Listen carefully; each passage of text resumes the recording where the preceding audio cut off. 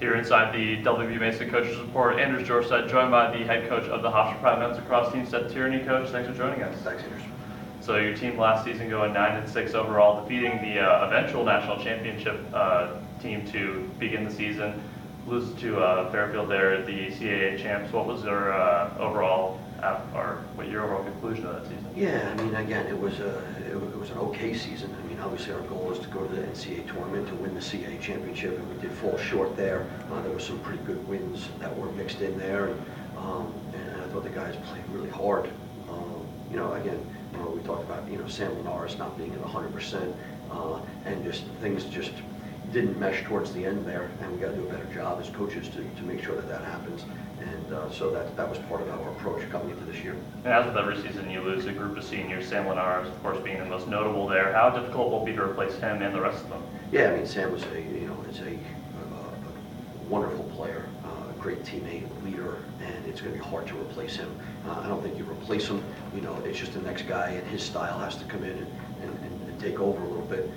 But certainly losing Sam and all of his points, Brian Von Bargen, Corey Hendrickson, and Finn Sullivan. It's always, when you get guys that play so much lacrosse for Hofstra University, it's hard to replace that experience. And who are you looking at as the leaders for your squad this year? Right now we have two captains. Tommy Vogel has been around, played a lot of lacrosse for us. One of our captains, Josh Byrne, again, came in last year as a transfer and is much more comfortable this year, and he's the other captain. But we also have a group of players that have also played a bunch of lacrosse for us that need to step up, and it's their time to step up. So, Jack Concannon has done a really good job in the goal. Chris Clark has taken an awful lot of face-offs for us. Bunch of D guys, bunch of O guys that we're hopeful that when we put the games jerseys on, they will be as relaxed and comfortable and loose, but yet focused and understanding what's the task. Good group of new guys coming in, including your son, of course, Ryan Tierney. What have you seen from him and the rest of the guys coming in? Yeah, the freshman class has been really good. Those guys have they've joined a team the way they should. They've been very respectful. The seniors, they've done a really good job, and we're certainly we're thrilled to watch them play.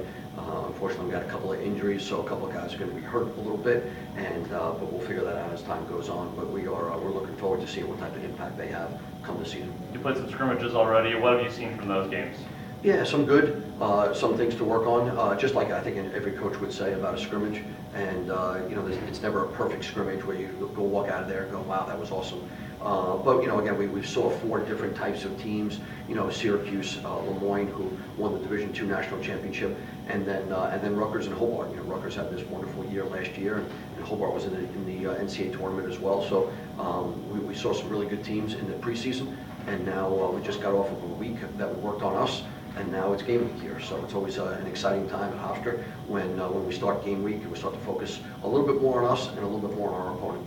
And for you and the rest of the coaching staff, what are your expectations for the 2017 season?